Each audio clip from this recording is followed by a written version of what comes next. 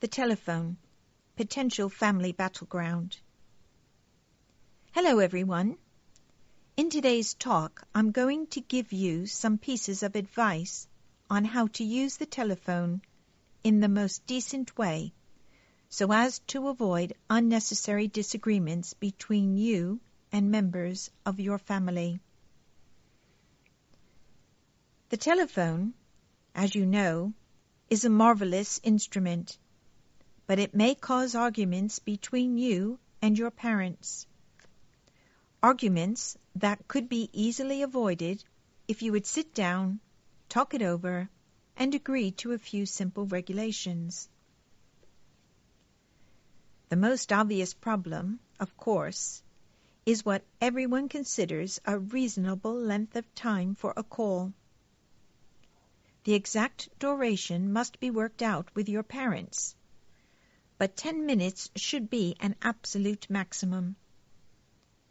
That's certainly long enough to say almost anything in 5 different ways. And yet, it isn't so long that other members of the family will become angry. Even when your parents are out, the length of your call should be limited, because they, or someone else, may be trying to reach your home for a very important reason.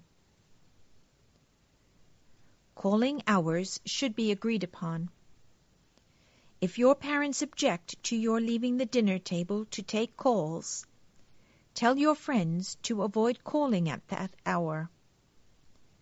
If someone does phone, ask him to call back, or offer to call him when dinner's over.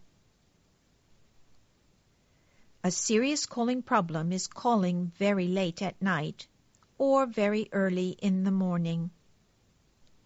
This particular mistake is made mostly by young people who consider 10 or 11 p.m., when a lot of tired adults are happily sleeping, the shank of the evening.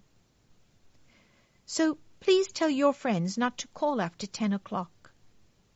The shock of waking out of a sound sleep and the fright of that instant thought, "There's an accident," are enough to give your parents a heart attack. Weekend morning calls aren't so startling, but it's the one time your parents can sleep late. If your mother and father, out of kindness, have installed a separate phone for you, remember that you're still a member of the family, so try to stick to your family's regulations.